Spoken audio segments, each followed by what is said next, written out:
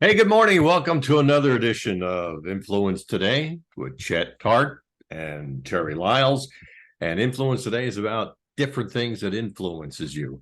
Terry has a brand new book out, and I'm excited to talk about it because this has got to be one of the most influential books title and also the topic I've seen in a long time. Good morning, Terry. How you doing? Good morning. Thank you. Well, before you get ahead of me, it's not out yet. I'm halfway through, so I'm working on it. It'll be out probably April 1st, we are hoping. And listeners out there, if any of you have ever written a book, it's a long process, and we've been at this already for a few months with a business partner of mine, Steve Bowen, who's a successful businessman, and we collaborated on this idea. I've been coaching and counseling and leading with his company for about 7 years, and he sold his company a couple of years ago, and he's still involved as a board member. And we were talking one day, and this whole concept of how do we, because he originally hired me to help his people be better. How do you make them better at performance? That's why Performance Under Pressure was influential with his group. But the title of the book is Making Yourself Invaluable. So That's a powerful name, and I think we're going to get some really buy-in today in this conversation.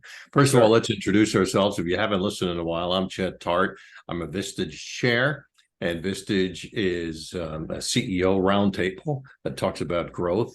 Also bring in speaker, and I also am a business coach. Terry, your background and your degrees. Yeah, degrees. Yeah, I have a PhD in psychology. So in most cases, that's piled high and deep. So I've got a lot of degrees, but that didn't bring success necessarily, because you still have to go out and become invaluable with your degrees. So I have a PhD in psychology, but my main focus is human engineering, which is helping people become better at who they are, mentally, emotionally, spiritually, physically. So I've trained 40 drivers or so in NASCAR, IndyCar, Formula One. I coach and train Fortune 50, 100, 500 company executives, leadership teams, sales teams. So it's all about helping the human being become better at who they are so they can better what they do. That's great. I love that. I love the word human engineering. That's a great word. Let's talk about the title a second. And I'm going to maybe go right and then we'll go left. Making yourself invaluable. Let's talk about a mindset. When you pick up this book, what is the mindset you must be in order to say, I'm opening this book and going through it? Well, interesting. The first part of this ideology that Steve and I talked about was, what is invaluable? So, I love words. I love etymology and breaking words apart. And, because we get a lot of meaning, whether it's a Greek root or whether it's Hebrew or whether it's Latin. And V-A-L, you, letter U, able. In other words, you are able to have value. So if you invert and back up the word, in, and then val, which means health, strength, and worth. That's what the root word val, V-A-L, means. Your health, your strength, and your worth. So invaluable, you are able to add value to yourself and to others. So that's what we broke down in the book, is what does invaluable mean, first of all? And then how do I ascertain that and live that out in my daily life? That's amazing that you even looked at the word and did that before you even wrote the book. That's fascinating, is that you looked in there. So let's get back to the mindset. So if I pick up this book and I want to learn more about being invaluable, I know I got to be open-minded, but what else has to be going through my blood system so I feel comfortable about taking some of the tools you'll offer? Well, it's a pyramid. We use this in the book. It's a pyramid. So if you draw a pyramid, you've got a left quadrant, a right quadrant on the bottom, and the top quadrant at the top. So sure. It's a pyramid. So you got health on the left bottom, you've got strength on the right bottom, and then you have worth at the top. The challenge is, how do you build self-worth, team worth, organizational worth, that people prefer you over everybody else in your lane? So to me, being invaluable is, I'm irreplaceable for some reason. maybe I have better connections. Maybe I have some better techniques. Maybe I'm just a kinder, gentler person than the person you've talked to before. I don't know. It could be a host of things. But we made up, I always make up words when I write a book. This is my 5th book, because if you make it up when you print it, it becomes a word and your name's attached to it. So it's part of the copyright. Mm. So in this book, since Steve and I are together, we made up 2 words. One is willitude. You have to have the willing attitude to do something correctly. And we have a whole section on what is willitude and how do you will yourself versus waiting on circumstances or the environment or someone else to help you become invaluable. So willitude is one of the words. The second one is navigate. How do I navigate and negotiate people and things? Because some days I have to navigate some situation, and then I have to negotiate what's going on. Other days I have to negotiate what's going on and navigate with the person to get the deal signed. So willitude and navigate are the words that we have on the side of the pyramid, that if you learn how to do those 2 things, it drives you to the pinnacle of worth. So that's what the book and concept is really about. How do you do those things didactically every single day with a plan to brief, execute, debrief, and celebrate your successes? So I hear the word plan and I hear the word process here, correct? That's correct. The willing attitude has to have a plan so that I'm into that every day. Is there some tools to get me into that mode? Absolutely. It's how do you start your day? How do you navigate your day? You know, all from morning, mid-morning, noon, afternoon, evening, and how do you finish your day? So it's literally a navigational process, a lot like a fighter pilot would use, which I've trained thousands of fighter pilots on the human engineering side, not how they fly, but how they navigate themselves, this navigation of the pilot with the aircraft, and how do you combine those 2 together? And they call it a win cycle. So you plan a mission, you brief on the mission, you execute the mission, and then when you get back, you debrief the mission, and lastly, you celebrate the success of the mission. So we talk about in the book how to do that in your daily life. How do you start your day? How do you navigate your day? How do you finish your day up? And then how do you finalize your day to get ready for the next day, mentally, emotionally, spiritually, physically? I know that's critically important, but most people don't do it. And the reason they don't do it is time factors, because the people I coach always talk about time. I don't have time. I don't have time. And they rather give that up than something that needs to get done at work or answer an email or whatever. How do I, is there a way to get into that, or the way to express how important that is in those things you just mentioned about? And of all the things important, which one is most important? You know, time is such a lame excuse, because all of us have the same amount of time every day. And as I say, you really don't invest your time. You spend your time. You invest assets. And that's time great. I like asset. that. You don't spend time, you invest time. No, you don't invest time, you spend time. Okay. So in other words, you invest attributes from time, or you invest the criteria that you get from time, how I did on stage or what I did in the last hour on a phone call. But we spend time. And when you spend time, that means you spent it. You got nothing back unless you put that into some other criteria that is the investment, i.e. other people, situations, spreadsheets.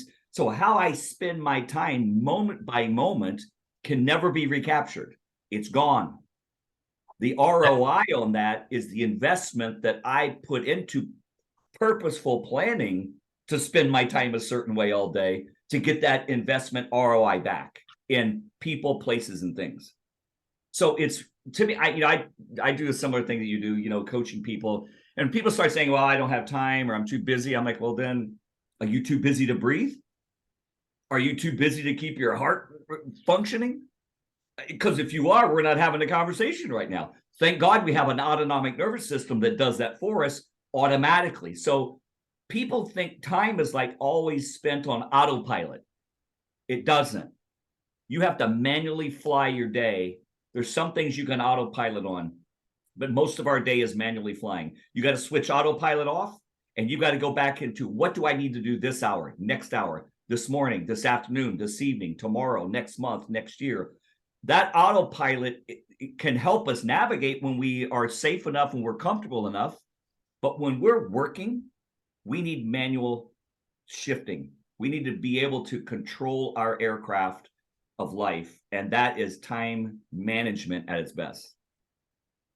I like the open-mindedness of the word and invest and spend, because when you invest, there's an ROI all the time.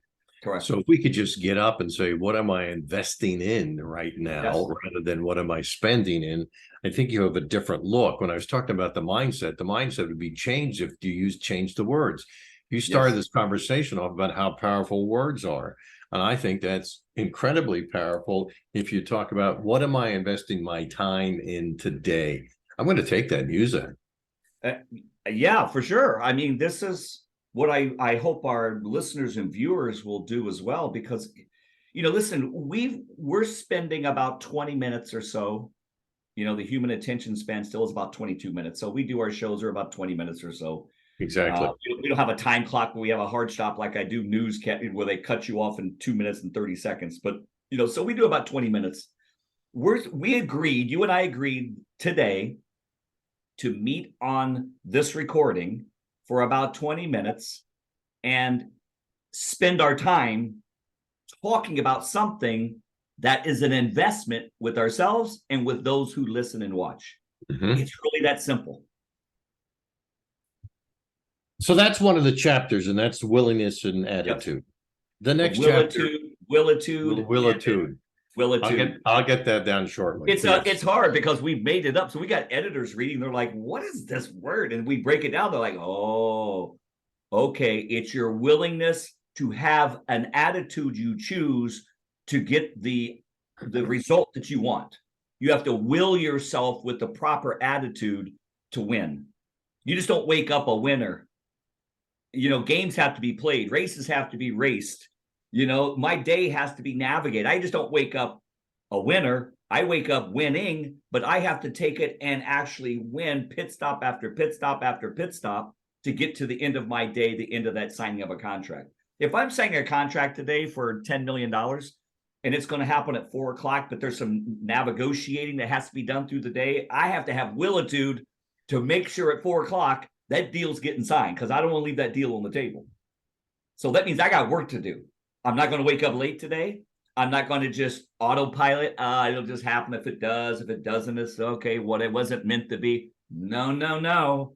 I have to negotiate with my willitude to close the deal with anything that needs to be done in red tape to get it finished by 4:00 today. It's that simple. There are no excuses. You either signed it or you didn't. How did you guys come up with this word? And also, you think that it was important in a sense of being, your self-worth. Yes. What was it that you guys discussed that would dig deeper into why this word is important, or why this attitude is important? Are you referring to the word invaluable? Willitude. Yeah. Oh, willitude. Yeah. Well, when we started looking at the whole concept is invaluable, but this particular word, and how did you decide this word is important, being invaluable? There's something you talked about. Of course. The co-author with me, Steve Bowen, him and I talk a lot about different things. So a lot of philosophy goes on. As we talk back and forth, and we talk a lot about attitude. So he would say, Terry, I need my people's attitude to be this. And I would work on that, and I would challenge his people and coach his executives and all of his new hires. And this has been going on for years. And he would talk a lot about, their willingness to go beyond what is expected to become irreplaceable. Like, I need leaders, he would say, that work themselves to a place that I can't get rid of them. They do more than we expect, and they're over delivering what they're being paid. They're doing over and above. So that's how that word started. So he kind of influenced that. So as he and I picked that one apart, the negotiate was the same way. because navigation, people normally think of that word as something external. Like I navigate a car, a plane, a boat, a train. But so that's navigation. How do I negotiate how to get a better seat on the aircraft? If I want to be upgraded to first class, I have to do something different. I can buy just a regular seat and be back what I call the blue seats, which is back by the bathroom. Okay. Or I pay more money, or I know someone, who owns a plane and I get to fly private. So that's negotiation with the navigation. So we started breaking these words apart, and I love doing this. I mean, so invaluable was the word we came up with. Like, how do you create value in yourself and with others? So when you break that word apart, like I said earlier, val means health, strength, and worth. And we're like, wow, that's exactly what we're talking about every single day. Same conversation. How hydrated are you? How energetic are you? How awake and alert are you? You know, that's the health side. The strength side, how strong are you? How flexible are you? How much can you really put up with mentally, emotionally, spiritually, physically? So that's the strength side. But as you matriculate up that diagram, and you do it with willitude and negotiation skills that we teach in the book, you get to what worth really is. I have more self-worth, more self-respect, and I give that to my spouses, my children, and my clients because I had to do it myself, and therefore I can help them do the same. How has this book changed you? You know, every book changes me, you know, because as you write, to me, I don't know how else to write, but just to be self-introspective. You know, you go back in and say, how much do I do this every day? How much do I wish I could do this every day? And then take that wish to action and actually do it. So it's helped me a lot because I've kind of matriculated through each of these books in different stages. My adult special needs son passed away last year, which has been like 8 months now. So I'm still going through that process. You know, he was an adult child, never spoke, never walked. It was just a really challenging 3.5 decades of life. And, you know, he passed peacefully, thankfully. And, you know, that's been a part of this thing too, is like he gave me something throughout his life, still embedded in my life, that he was invaluable to me. And now that I've lost him, so to speak, even though I know where he's at, you know, he's up in heaven. I transitioned him along with our family. He's still invaluable to me from what I learned by serving and taking care of him. So this book is kind of and I get into some of that as well, because this is a different story I haven't told because he just passed, you know, several months ago. So this book has helped me a lot in my own grieving process to know whatever I may have had as an excuse, I don't know what I can do without him, has now had to transition to, I'm not only going to live without him, I'm going to live with him inside of me and do stuff that I've never thought imaginable because he's the power inside of me to do that. That's powerful. So the book comes out in April. Yep. We got our fingers crossed. You know, that's what everybody tells us. We're like this, you know, because, you know, but you're still editing it, right? Yeah, we're about halfway through right now, but we move pretty quickly. So it's written. We're going through the editing process, and we're on track because you know what? We plan, we brief, we execute, we debrief. We're going to celebrate on April 5th. So we're on track right now to be ready for an April 5th launch. So that's our goal. And I think we're going to get there. Yes. And when we do, we'll do it. And I'll have my business partner and co-author Steve Bowen on, and we three can chat. And you'll love him as well. He's entertaining, and it'll be great to let people know kind of both sides. And he gets into things that I don't get into because he came from the consulting world. His company was, even though we do similar things, but he was doing process analysis. So it's a little different, which is very fun. So I think it'll be a great interview with him when we're ready. Thank you, Terry. I appreciate that. And we have a signing party that we'll invite everyone to. Yep. Absolutely. We'll probably do a virtual one, especially through the podcast, that people can get discount books, you know, and they can either be the ebook or a signed physical copy. Some people like physical books still. Some people just would rather have an ebook. Depends on what you want, but we will probably have a launch party that we'll do with our team here now with you. I just told you that, so I don't know. We'll have to talk about it, but that's kind of what I would like to do. Because all right, let's do it. It gives people the ability to act. You know, and closing with this, you know, Sales 101. If you don't ask for the close, don't expect the close. You got to ask, hey, are we good? Are we good with the price? Are you good with the content? And if so, how do we make a transaction so you can change your own life? Are we ready? And that's what we'll talk about. Thanks, Terry. If they want to You're get in welcome. touch with you right now, or they want to talk about pre-ordering the book, what do they got to do? Just they can email me directly at terrylyles.com, TerryLyles.com. And I get back to everybody. My team does. And there are pre-order classifications there. We're going to have our website finished up just for the book here pretty soon. We have we're finalizing some of those deals this week with a New York publishing group that's going to take that on for us. So until then, we don't have an official website, but they can order me right through my own website, terrylyles.com. Thanks, Terry. We appreciate that. Hope Thank you, everyone goes out and gets that book, because I think being invaluable to anything, including yourself, is powerful. It is. We look forward to it. Thanks for listening to Influence Today, and we'll catch you on our next episode. Thank you.